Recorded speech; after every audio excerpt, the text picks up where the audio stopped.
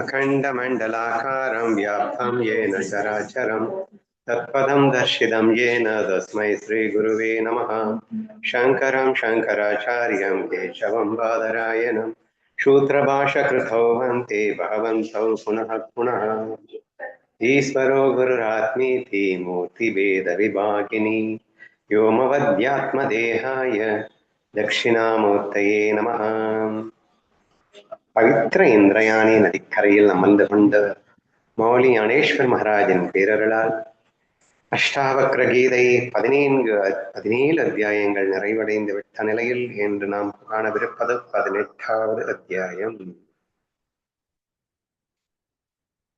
போன அத்தியாயம் முழுக்க முழுக்க ஒரு ஞானி எப்படி இருப்பான் அப்படின்னு சொல்லியிருந்தார். இதுல என்ன இருக்குன்னு பார்க்கலாமா? Praise that which is bliss itself, which is by nature stillness and light, and by which its knowing reveals the world as a dream. ஒரு டிஃபரெண்ட் ஆத்ம ஞானத்தை இங்க பிரசன்ட் பண்ணியிருக்காரு. எடுத்தவொன்னு என்ன சொல்றாருன்னா, பேரின்ப வடிவானதும் இயல்பிலேயே அமைதியும் ஒளியுமாய் இருப்பதும் தன் அறிவால் உலகை கனவு என வெளிப்படுத்துவதுமான அந்த பரம்பொருளை போற்றுங்கள். பிரைஸ்னா பாராட்டு, புகழ்பாடுன்னு அர்த்தம். யாரு? பரம்பொருளை புகழ்பாடு, பிரம்மத்தை புகழ்பாடு. ஏன் பிரம்மத்திற்கு புகழ்பாட வேண்டும்? அது அடுத்த கொஸ்டின். ஏன்னா பேரின்பமாவே அது இருக்கிறதுனால, பேரின்ப வடிவமாகவே அது இருக்கு அப்படிங்கிறதுனால அதன் புகழை பாடு. புகழ்பாடுன்னா என்னன்னு நினைச்சுக்கணும்னா, அதை நீ பெருசா பாரு அப்படின்னு கூட நீ எடுத்துக்கலாம். யாரை புகழ்வீங்க நீங்க? ரொம்ப பெருசா யார் உங்களுக்கு ஃபீல் ஆகுதோ அவங்களதான் நீங்க புகழ்வீங்க இல்லையா? அப்ப பிரம்மத்தை புகழ்பாடு அப்படின்னா, feel it is such a great thing that because this bliss itself is this, அதாவது பேரின்ப வடிவாகவே அது இருக்கின்ற காரணத்தினால், நொடிப்பொழுதும் அந்த பேரின்பம் மறையாத காரணத்தினால், சொரூபமாகவே இன்ப வடிவமாய் இருக்கின்ற காரணத்தினால், எதையாவது அடைந்துதான் இன்பத்தை பெற வேண்டும் என்ற கேவல நிலையில் அது இல்லாத காரணத்தினால், சொரூபமே சுகமாக இருக்கின்ற காரணத்தினால் அதை போற்று, அதை கிரேட்டா பாரு, அதை பெருமையா ஃபீல் பண்ணு அப்படின்னு அந்த ஃபர்ஸ்ட் பாயிண்ட சொல்லியிருக்காரு. ஓகேவா? அடுத்து என்ன சொல்றாரு? அமைதியும் ஒளியும் இதெல்லாமே இயல்பில் இருக்கிறது. அதாவது பேரின்ப வடிவு ஆட்டோமேட்டிக்கா, சொரூபமே இயல்பாவே பேரின்பம், வித்வுட் டூயிங் எனிதிங் ஆட்டோமேட்டிக்கலி நமக்கு அந்த இன்பம் கிடைக்குது அப்படின்னு. அதே மாதிரிதான் அமைதி அப்படின்னு எக்ஸ்ட்ரா ஒரு வேர்டு. ஸோ இங்க அமைதிக்கும் இந்த பேரின்பம் அப்படிங்கிறதுக்கும் பெரிய டிஃப்ரென்ஸ் ஒன்றும் கிடையாது. நிறைய பேர் கெட் கன்ஃபியூஸ்டு தட் பேரின்பம் அப்படின்னா திரும்ப துள்ளி குதிச்சு அப்படியே ஆடி பாடிட்டு இருக்க இந்த மாயா உலகத்துல இருக்க இந்த சுகம் இருக்கு இல்லையா, இதை விட அது 10 மடங்கு அதிகமா இருக்கும், அதனாலதான் அது பேரின்பம்னு வச்சிருக்காங்க அப்படின்னு நினைப்பாங்க. அது பேரின்பம்னு வச்சதுக்கு காரணம் இதை விட அது சூப்பர் டியூப்பர் தான். அது காரணம் இதை மாதிரி குதிப்பாங்க அப்படிங்கிறதுக்காக இல்லை. இன்ஃபேக்ட் இங்க குதிக்கிறதே ஒரு துக்கம் அப்படிங்கிறதுனால, அந்த குதிப்பு இல்லாம அமைதியா இருக்குன்ற காரணத்தினால இப்படித்தான் நம்ம புரிஞ்சுக்கணும். ஓகேவா? You should not get confused that the பேரின்பம் is something like பயங்கரமா ஆடி பாடி குதிச்சுட்டு இருக்கிறது தான் அப்படின்றது இல்ல. அமைதி அப்படிங்கிறதுக்கு பேரு தான் பேரின்பம்னு இன்னொரு பேர். ரம்ய ரமல சமாதானா என்று அடிக்கடி சொல்லுவோம். கம்ப்ளீட் ரிலாக்ஸ் மோட் அப்படின்னு நம்ம அடிக்கடி பேசிட்டு இருக்கோம். So this is what we call it as the பேரின்பம். ஸோ நீ உச்சக்கட்டத்துல துள்ளி குதிச்சு ஆடி பாடிட்டு இருந்தாலும் சரி, அல்லது உச்சக்கட்ட சோகத்துல நீ ஆடி பாடிட்டு அழுது புலம்பிக் கொண்டிருந்தாலும் சரி, ஸோ இந்த ரெண்டுமே it is just near an expression of maya. But எதோட எக்ஸ்பிரஷன்? கம்ப்ளீட் ரிலாக்ஸேஷனோட எக்ஸ்பிரஷன் தான் இந்த ரெண்டுமே. And if you don't have that ரிலாக்ஸேஷனை மிஸ் பண்ணிட்டு நீ எக்ஸ்பிரஸ் பண்ணின அப்படின்னா ரெண்டுமே துக்கம் அப்படின்றத புரிஞ்சுக்கணும். ப்ளீஸ் நான் சொல்றதை கேர்ஃபுல்லா கவனிங்க. நான் என்ன சொல்ல வரேன்னா, நீ துள்ளி குதிச்சு ஆடி பாடிட்டு இருக்க, பிளஸ் அழுது புலம்பிட்டு இருக்க. இது நிறைய பேர் என்ன தப்பா புரிஞ்சுட்டு இருப்பாங்கன்னா, துள்ளி குதிச்சு ஆடி பாடுறது என்னமோ சந்தோஷங்கிற மாதிரியும், அழுது புலம்புறது மட்டுமே துக்கங்கிற மாதிரியும் நினைக்கக்கூடிய வாய்ப்புகள் உண்டு. But that is not the true. Actually உன் ஸ்வரூபத்தை மறந்து நீ துள்ளி குதிச்சுட்டு இருந்தாலும் துக்கம்தான், ஸ்வரூபத்தை மறந்துட்டு நீ அழுது புலம்பிட்டு இருந்தாலும் துக்கம்தான். என்ன சொல்லிட்டு இருக்கேன்னா, ஒரு நடிகன் இருக்கின்றான், அவன் நடிகன் என்பதையே மறந்து விட்டான். மறந்துவிட்டு அந்த நிகழ்வை உண்மை என்று நம்பிக்கொண்டு அவன் துள்ளி குதித்துக் கொண்டிருக்கின்றான். அப்படிங்கிறப்போ என்ன இருக்கும் அப்படின்னா, அந்த நான் என்ற அகந்தை இருக்கும் அப்படின்னு புரிஞ்சுக்கணும். சரியா? அவன் வேற, இவன் வேற, நான் தான் பெரிய ஆளா இருக்கணும் அப்படிங்கிற அகந்தை இருக்கும். அப்ப அந்த துள்ளி குதிக்கிற இடத்துல அந்த அகந்தை மேலும் பாத்தியா, என்ன மாதிரி எவனாவது சந்தோஷமா இருப்பானா, இங்க பாத்தியா எனக்கு எல்லாமே இருக்கு, பாத்தியா எனக்கு எல்லாமே கிடைச்சிச்சு, பாத்தியா எல்லாரும் என்ன புகழ்றாங்க, பாத்தியா. இந்த மாதிரி ஒரு அகந்தை அப்படிங்கிறது நம்ம கிட்ட ஆட்டோமேட்டிக்காவே இருக்கும். எப்போன்னா நீ பிரம்மத்துல இல்லாம இருக்கும்போது, நீ சொரூபத்தை மிஸ் பண்ணும் போது அப்படின்னு புரிஞ்சுக்கிறேன். ஏன்னா சொரூபத்துல இருக்கும்போது அகந்தைக்கு இடமே இல்லைன்றது உங்களுக்கு நல்லாவே தெரியும். அப்போ இங்க என்ன சொல்ல வர்றாரு அப்படின்னா, இயற்கையிலேயே அமைதியாக இருப்பது அப்படின்னு சொல்லியிருக்காரு.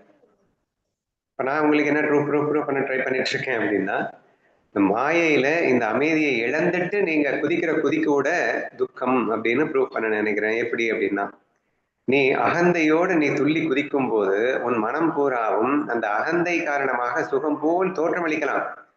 ஆனால் கூடவே ஒரு பயம் இருக்கும். என்ன பயம்னா, இப்படியே நீடித்து இருக்க வேண்டுமே என்ற பயம் இருக்கும். எங்க திடீர்னு ஏதாவது காணாம போயிடுச்சுன்னா அப்படிங்கிற பயம் இருக்கும். ஒன்ஸ் நம்ம மேல போக போக உண்மையிலேயே பெரிய டேஞ்சருங்க. நீ நினைச்சதெல்லாம் கிடைக்க கிடைக்க அது உண்மையிலேயே பெரிய டேஞ்சர். ஏன்னா எந்த அளவுக்கு போகுதோ அந்த அளவுக்கு பயம் கூட்டிகிட்டே போகும். ரொம்ப ஃபேமஸ் ஃபிகரா இருக்கிறது அப்படிங்கிறது எல்லாரும் சந்தோஷம் நினைக்கிறாங்க. ஆனா எங்கே தன் பெயருக்கு களங்கம் ஏற்பட்டு விடுமோ அப்படிங்கிற அந்த அச்சமும் சேர்ந்தே இருக்கிறதுனால அது உண்மையில சுகம்னு எப்படி சொல்ல முடியும்? நீங்க உங்களுக்கு தெரியுமா தெரியாதுன்னு எனக்கு தெரியாதுன்னு அடிக்கடி சொல்ற எக்ஸாம்பிள் தான் இது. கபில் தேவ் அப்படின்னு சொல்லிட்டு கிரிக்கெட்ல ஒரு காலத்துல மிகப்பெரிய ஃபேமஸான ஒரு மனுஷனா இருந்தான். அவனுக்கு நல்ல நல்ல பேரும் இருந்ததும் கூட. பட் இடையில மேட்ச் பிக்சிங் அப்படிங்கிற ஒரு கரப்ஷன் கிரிக்கெட்ல நடந்தது அப்படின்னு வரும்போது கபில் தேவும் அதில் பங்கேற்றார் அப்படின்னு ஒரு தவறான புரளி தான் பரப்பப்பட்டதுன்னு வச்சுக்கோங்களேன். அந்த புரளியை கூட தாங்க முடியாம மனுஷன் அப்படியே சின்ன குழந்தை மாதிரி தேம்பி தேம்பி டிவியில எழுதிட்டு இருந்தார். What is the use of having such a great name and fame and money and everything when you don't face a small difficulty in your life? அப்போ ஒரு சிறு துன்பத்தை உன்னால் தாங்க முடியாததற்கு காரணம் என்னன்னா புகழ் தானே. அப்போ அந்த துள்ளி குதிச்சு ஆடி பாடுறதுல சந்தோஷம்ங்கிற அது அகந்தையை கூட்டிக்கிட்டே தான் போகுது. அந்த அகந்தை எப்ப வேணா சரிக்கி விட்டு அதெல்லாம் பாதாளத்துல விழத்தானே போகுது. அப்புறம் என்ன சொல்ல வரேன் அப்படின்னா, நீ சொரூபத்தை மறந்துட்டு நீ துள்ளி குதிக்கிறது அப்படிங்கிறது விஷத்தை நல்லா அமிர்தம் நினைச்சுக்கிட்டு சாப்பிடுற மாதிரி. நீ அமிர்தம்னு நினைக்கிறதுனால உனக்கு சுகமா தெரியலாம். ஆனா அந்த விஷம் தன் வேலையை காட்டாம இருக்கமா. நீ அகந்தையில துள்ளி குதிக்கிறது அப்படிங்கிறது அந்த நேரத்துக்கு சுகமா தெரியலாம். ஆனா அந்த அகந்தை தன் வேலையை காட்டாம இருக்கமா. விஷம் தன் வேலையை காட்டும் போது ஆட்டோமேட்டிக்கா நொந்து நூலாகத்தானே போற. அப்ப அந்த அகந்தை அடிபடும் போது நீ நொந்து நூலாகத்தானே போற. அப்போ ஹியர் நல்லா புரிஞ்சுக்கணும். இங்க நீ சொரூபத்தை மறந்துட்ட அப்படின்னா டோட்டலாவே துக்கம்தான். சோ இங்க பேரின்ப வடிவானது அப்படிங்கிறதுக்கு அர்த்தம் அமைதிக்கு இன்னொரு பெயர் தான் பேரின்பம். கம்ப்ளீட் ரிலாக்ஸ் மோடுக்கு இன்னொரு பெயர் தான் பேரின்பம். அப்ப சொரூபத்துல இருக்கிற அந்த ரிலாக்ஸ் மோட மிஸ் பண்ணிட்டு நீ சொல்லி குதிச்சாலும் அவுட்டு, ரிலாக்ஸ் மோட மிஸ் பண்ணிட்டு நீ அழுது புலம்புனாலும் அவுட்டு. சரியா? அப்போ which is most beautiful and blissful thing in this வேர்ல்டுனா அந்த கம்ப்ளீட் ரிலாக்ஸ் மோட்ல இருக்கிறது தான் அப்படின்றத நம்ம புரிஞ்சுக்கணும். சரியா? பட் இங்க என்ன பியூட்டின்னா சொரூபத்துல அது ஆட்டோமேட்டிக்காவே இருக்கு. அமைதியும் ஆனந்தமும் சொரூபமாகவே இருக்கின்றது. எவ்வளவு நம்ம பெருமைப்பட வேண்டிய ஒரு விஷயம் நல்லா புரியுதா? Most precious thing in this world, the most biggest thing in this world, அது என்னன்னு கேட்டா அதுக்காக நீ ஒண்ணுமே பண்ண வேணாம், அது அதுவாவே இருக்கு. எதுவுமே பண்ணாம அது அதுவாவே இருக்கு அப்படின்னு தெரிஞ்சாக்கிட்டா அது எவ்வளவு பெருமைக்குரிய விஷயம், எவ்வளவு போற்றத்தக்க விஷயம். சோ இதை நம்ம மறந்துடுறோமே. இது ஏன் இவ்வளவு முக்கியம் அப்படின்னா, நம்ம ஒரு நாள் கிளாஸ் ஃபுல்லா டிஸ்கஸ் பண்ணினோம். It's all depends on the value அப்படின்ற மாதிரி சொன்னேன். இந்த ஐடென்டிபிகேஷன் கிளாஸ்ல நம்ம டிஸ்கஸ் பண்ணினோம் இல்லையா? சோ நீ ஏ பிரம்மம், நீ ஏ ஈஸ்வரன், நீ ஏ ஜீவன், இப்படி அனைத்தும் நீயாக இருக்கின்ற போது ஞானியானவன் 100 பரபிரம்மம் அப்படிங்கிறதுக்கும் வேல்யூ கொடுக்குறான், நானே ஈஸ்வரன் அப்படிங்கிறதுக்கும் 100 வேல்யூ கொடுக்குறான், அண்ட் நானே ஜீவன் அப்படிங்கிறதுக்கும் 100 வேல்யூ கொடுக்குறான். ஆனா இங்க அஞ்ஞானி என்ன பண்ணிடுறான் அப்படின்னா, இந்த ஜீவனுக்கு வேல்யூ ரொம்ப ரொம்ப அதிகமா கொடுத்துறான், ஈஸ்வரனுக்கு கொஞ்சம் கம்மியா கொடுக்குறான், பிரம்மத்துக்கு ரொம்ப ரொம்ப கம்மியா கொடுக்குறான். அப்போ அந்த ஐடென்டிபிகேஷன் வேல்யூல இப்படி ஒரு மூடத்தனம் இருக்குது இல்லையா? அதுதானே நம்ம மனுஷன் படுற துக்கத்துக்கு காரணம். அப்ப இங்க என்ன சொல்ல வர்றாரு? பெருமை பண்ண பிரைஸ் பண்ண அந்த பெருமையா நினை அப்படின்னா என்ன அர்த்தம்? You more value to the Parabrahma because நேச்சுரலாவே ஸ்வரூபமாவே அந்த பிளிஸும் அமைதியும் அதுல இருக்குடா. இந்த மாயையில நீ அனுபவிக்கிறதெல்லாம் உண்மையில அனுபவமே இல்லடா, இதெல்லாம் பொய்யாக. அதுதான் அந்த பொய் அனுபவம்ங்கிறத புரிஞ்சுக்காம அதுல போயிட்டு சுகதுக்கம் நினைச்சிட்டு இருக்க, அது அதுல பாதாளத்தில் கொண்டு போய் விடும் என்பதை கூட உணராமல் இருக்கின்றாய். அதனை போற்றாதே, எதை? ஜீவனை போற்றாதே, ஜீவ சுகத்தை போற்றாதே, மாயா சுகத்தை போற்றாதே. உண்மையில் நீ போற்ற வேண்டியது பிரம்ம சுகத்தை அல்லவா? ஏனென்றால் அது இயல்பாவே இருக்கே, நேச்சுரலாவே இருக்கே, என்றும் எப்போதும் இருக்கக்கூடியது, அழிவில்லாதது, மாற்றம் இல்லாதது, ஆதி அந்தம் இல்லாதது என்ற அந்த விஷயத்தை எண்ணி பார்த்தால் அதற்கு நீ வேல்யூ அதிகமா கொடுக்கணும். இங்க போற்றுதல் பிரைஸ் அப்படின்னு ஆரம்பிச்சிருக்காரு அப்படின்னா அதை நீ போற்றுதல் அப்படின்றதுக்கு அர்த்தம் வந்து வேல்யூ கொடு. பரபிரம்மத்துக்கு 100% வேல்யூ கொடு. நான் அடிக்கடி சொல்லியிருக்கேன், ஈஸ்வரனுக்கும் ஜீவனுக்கும் நீங்க வேல்யூ கொடுக்குறீங்களோ இல்லையோ, பரபிரம்மா மஸ்ட் பி கிவன் 100% வேல்யூ. ஏன்னா மாயையில் விளையாடணும்னா தான் நீ வந்து ஈஸ்வராவுக்கும் ஜீவனுக்கும் வேல்யூ கொடுக்க வேண்டியது வரும். அவ்யக்த பரபிரமமாக இருக்கின்ற ஒரு நிலையில இந்த ரெண்டுக்கு வேல்யூவே கிடையாது. பர்சன் ஹூ ஆர் இன் சமாதி, அதை நான் எக்ஸ்பிளைன் பண்ணிருப்பேன் அந்த வீடியோல. சமாதியில இருக்கிறவன் வந்து there is no value for ஈஸ்வரா as well as Jeeva. He is give 100% value only for பரபிரம்மா. He is praising the பரபிரம்மா like anything. So therefore அந்த மாதிரி நீங்க இருங்க அப்படின்ற மாதிரி இது எனக்கு இந்த ஸ்லோகத்துல புரிஞ்சுக்க தோணுது. சரியா? சோ பேரின்ப வடிவானது இயல்பிலேயே அமைதியாக இருப்பது. ரொம்ப முக்கியமான பாயிண்ட். அடுத்து அமைதும் ஒளியுமாக இருப்பது. அது என்னது ஒளி? அடிக்கடியே சொல்லியிருக்கேன், சுயம் பிரகாசம் அப்படிங்கிறது இங்க நீங்க பாட்டுக்கு சூரிய ஒளி மாதிரி என்னத்தையோ ஒளி நினைச்சிட்டாதீங்க. இங்கே ஒளி ஒளி என்று கூறுவது அறிவு பிரகாசத்தை, ஞான பிரகாசத்தை என நான் சொல்லியிருக்கேன். சரியா? சுயம் பிரகாசம் என்பது இங்கே மீனிங் வந்து ஞான பிரகாசம். ஞானம் சுயமாய் சுடரொளியாய் ஒளிந்து கொண்டிருக்கிறது என்று அர்த்தம். அப்போ அந்த சுடர் என்னது? ஞான சுடர் அப்படின்னு புரிஞ்சுக்கணும். சரியா? இப்ப ஞான பிரகாசம் அப்படின்னு இது என்ன பியூட்டின்னா, ஞானம் ஞானம்னா என்ன? அது ஞானம் தான் நீ, ஞானம் நான். அதாவது சத்து சித்து ஆனந்தம் அப்படின்னு சொல்லுவாங்க. ஆனந்தம்ங்கிறது என்னுடைய சொரூபம். சித்துன்னா என்ன? உணர்வு. அது என்னது? நான் தான் அது. சத்துனா என்னது? எக்ஸிஸ்டன்ஸ், இருப்பா இருப்பது, எப்போதும் இருப்பது, எங்கும் இருப்பது, நான் மட்டுமே இருக்கின்றேன். ஸோ இந்த ஃபீலிங் வந்து சத்து அப்படின்னு சொல்லப்படுகிறது.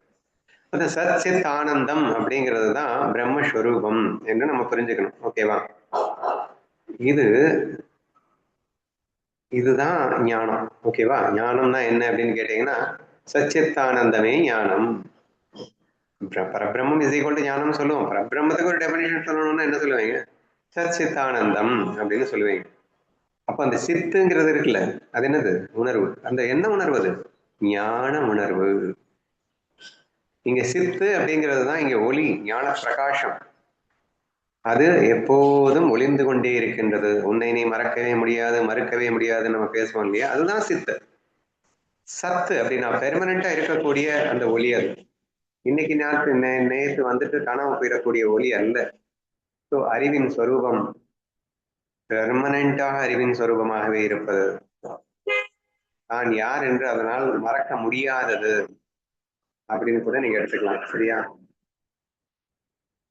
இப்போ அந்த சித்தே தன் அறிவால், இங்க அறிவுங்கிறது அந்த சித்தை குறிக்கும், உணர்வை குறிக்கும். தன் அறிவால் இவ்வுலகை கனவு என வெளிப்படுத்துவதுமான அந்த பரம்பொருளை போற்றுங்கள். But the sit has a capacity to become asat, அச்சித்து. சாரி, சித்தே அச்சித்தாகவும் வளம் வர முடியும் அப்படிங்கிறது தான் சித்தோட பியூட்டியே. சித்தனா என்னது? உணர்வு. என்ன உணர்வு? ஆனந்த உணர்வு. ஆனா ஒன்றாய் இருக்கின்ற அந்த ஆனந்த உணர்வே பலவாய், இங்கே உலகமாய் வெவ்வேறு உணர்வுகளாய் பரிணமிக்கவும் முடிகின்ற அற்புதம் இந்த பிரம்மம். அதனால் அதை போற்று அப்படின்னு சொல்றாரு. ஸோ பேசிக்கலி பிரம்மம் சத்யாவை அழகா எக்ஸ்பிளைன் பண்ணிட்டு அந்த பிரம்மமே நித்யாவாக இருக்குங்கிறதையும் சொல்லிட்டு தென் வேற என்னடா வேணும் இதை புகழ்றதுக்கு? therefore give the value for the பரபிரம்மா more. இப்போ எல்லாமே அதுதான் அப்படிங்கிறதுனால அதுக்கு அதிகமான வேல்யூ கொடு, அதை ப்ரைஸ் பண்ண, அதை பெருமையா நினை அப்படிங்கிற மாதிரி இதை சொல்லியிருக்காரு. ஸோ ரொம்ப ஈஸி டு அண்டர்ஸ்டாண்ட். பேரின்ப வடிவானதும் இயல்பிலேயே அமைதியும் ஒளியுமாக இருப்பதும். அமைதியும் ஒளியும் மோர் இம்பார்ட்டன்ட் பாயிண்ட். ஞான பிரகாசம் அப்படின்னு புரியும் போது உங்களுக்கு ரொம்ப ஈஸியா அண்டர்ஸ்டாண்ட் ஆகும். மேற்கொண்ட அந்த ஞான பிரகாசமே தன் அறிவால் அப்படின்னா இந்த ஞான பிரகாசமே இங்கே கனவு போல் இந்த உலகமாகவும் வெளிப்படுகிறது. அப்பேற்பட்ட அந்த பரம்பொருளை நீ எப்போதும் போற்று.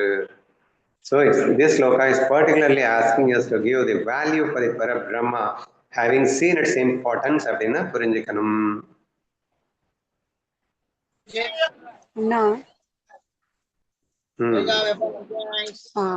எனக்கு என்ன தோணுது அப்படின்னா, நான் என்ன புரிஞ்சுக்கிட்டேன் அப்படின்னா, இப்போ இருக்கிறது ஒரிஜினல் கான்சியஸ் மட்டும்தான். அதுல இருந்துதான் எல்லாமே தோற்ற மாத்திரமா இருக்கு. இப்போ நான் ஒரு கனவு காண்றேன், அதுல ஒரு உலகம் இருக்கு. நான் விழிச்சதுக்கு அப்புறம் பார்த்தேன்னா அது என் மனசுல இருந்து தோன்றின தோற்றம் தான் இந்த கனவுலகம் அப்படின்னு எப்படி நினைக்கிறேனோ அதே மாதிரிதான் இந்த ஞானிக்கும் இந்த இந்த உலகம், அதாவது தன்னுடைய சைதன்யத்துல இருந்து ஒரு தோன்றின தோற்றம் தான், அதாவது ஒரிஜினல் கான்சியஸ்ல இருந்து தோன்றின தோற்றம் தான் அப்படின்னு எடுத்துக்கிறேன்.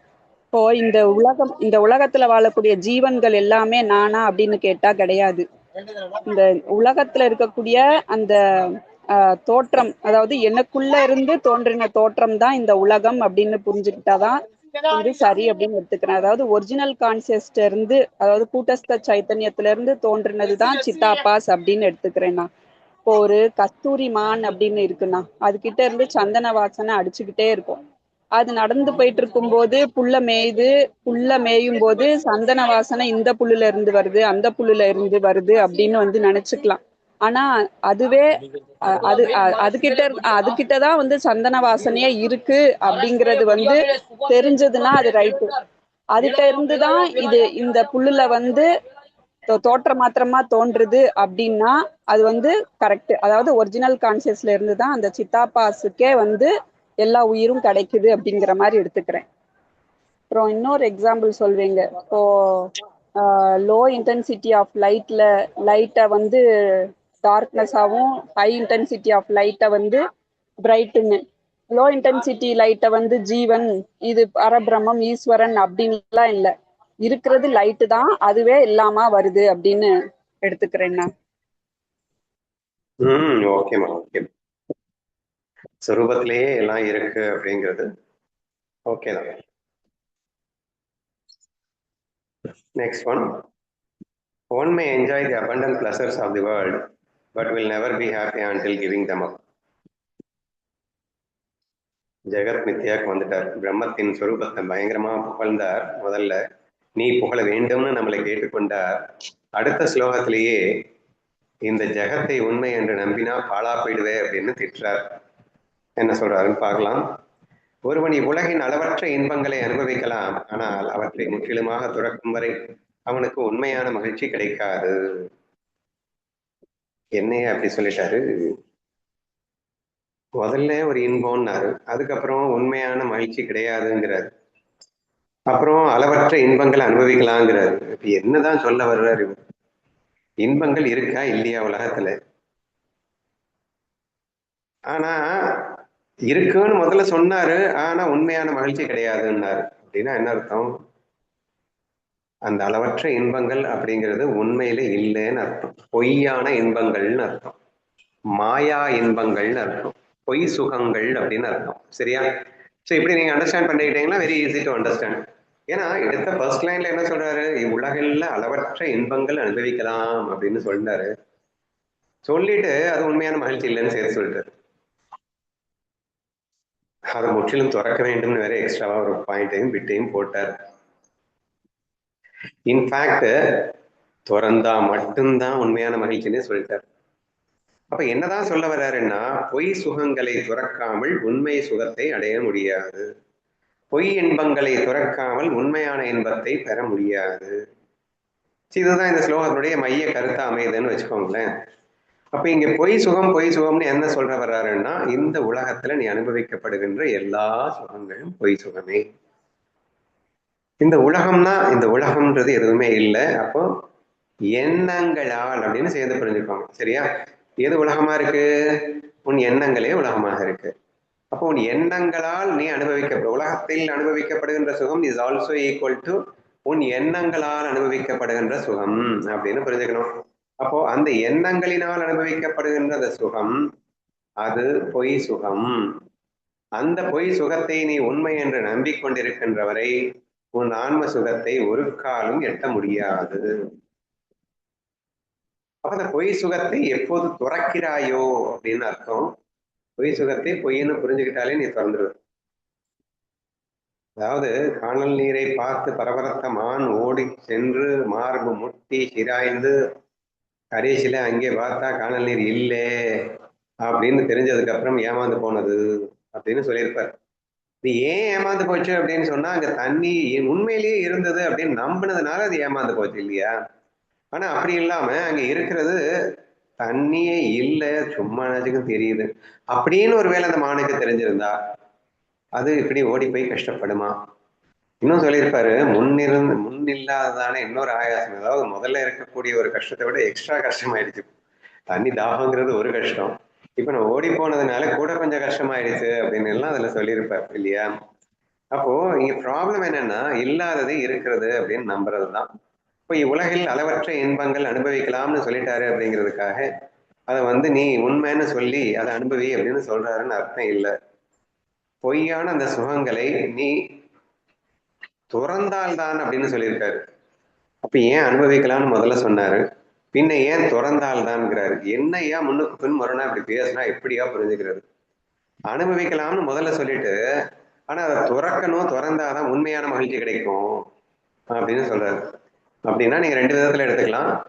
நீங்க இது பொய் சுகம்னு புரிஞ்சுக்கிட்டு அனுபவிக்கலாம்.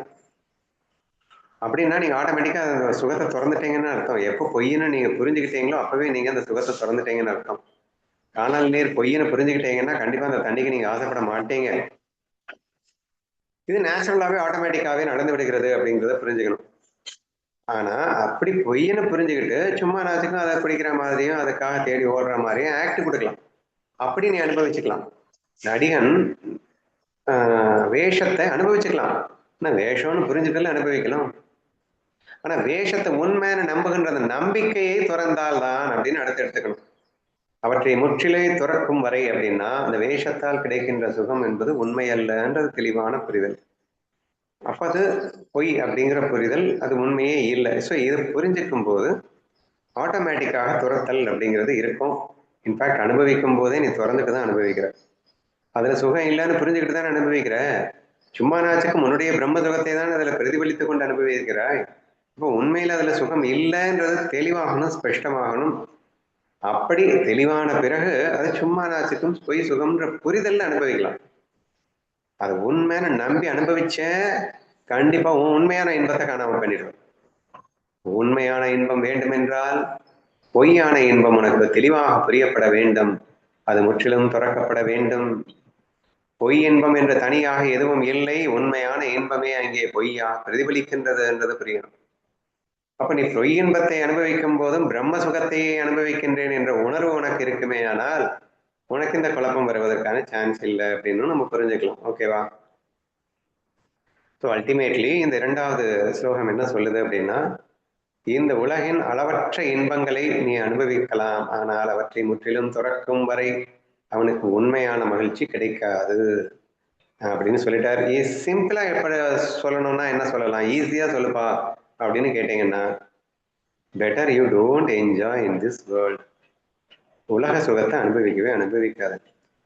நுகர் விஷயங்களை தூர தள்ளிடு. ஏன்னா அதெல்லாம் பொய் சுகங்கள், அது உண்மை சுகங்கள் கிடையாது. ஏன்னா அதை துறக்காம உண்மை மகிழ்ச்சி அடைய முடியாதுன்னு சொல்லிட்டதுனால you completely try to avoid the inbam. அதாவது இந்த வேதரிக் மெத்தடை ஃபாலோ பண்ணணும்னு தான் மறுபடியும் சொல்றேன். சரி, அனுபவி மெத்தட்ல நீ அனுபவிக்கலாம், ஆனாலும் அது உன்னை அது பொய் மகிழ்ச்சி அப்படிங்கிறத நீ புரிஞ்சுக்கணும். பட் அனுபவிச்சா எப்படி அனுபவிக்கணும்? மாயான புரிதல்ல தான் அனுபவிக்கணும். உண்மை நினைச்சு அனுபவிச்சேன்னா டோட்டலா நீ காலி ஆயிடுவ என்ற விஷயத்தை தான் அழகா சொல்லியிருக்கிறார். ஜென்ரலா எடுத்துக்கணும் அப்படின்னு சொன்னா better not to enjoy this world. Worldly சுகத்தை நீ அனுபவிக்காத. டோட்டலி அதை அனுபவிக்க ஆரம்பிச்சிட்டேன்னா பிரம்ம சுகத்தை உனக்கு கிடைக்காம போயிடும். அப்போ வேர்ல்ட்லி சுகத்தை திறந்துடு, பிரம்ம சுகம் உனக்கு கிடைக்கும். ஸோ இப்படின்னு மட்டும் நீங்க புரிஞ்சுக்கிட்டாலே போதும் அப்படின்னு நான் நினைக்கிறேன். How can one whose innermost part has been scorched by the sun of sorrow that comes from the duty be happy until the sweet rain of torrential stillness?